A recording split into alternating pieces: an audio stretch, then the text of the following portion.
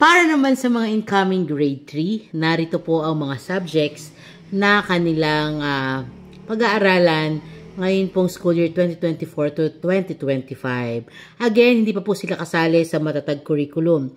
Sila po ay mananatiling K-12 pa po ang curriculum ngayong taong ito. At sa mga susunod na taon, sila po ay mababago na rin yung curriculum na gagamitin. So, para lang po ma-inform kayo, para sa mga subjects na kailangan po na pag-aralan ng mga grade 3, ito po ay ang ESP, Filipino, English, Math, Science, AP, MTB or yung Mother Tongue Based Language, at MAPE. So, ilan po lahat yon? Sa 2, 3, 4, 5, 6, 7, 8. 8 subject po ang grade 3.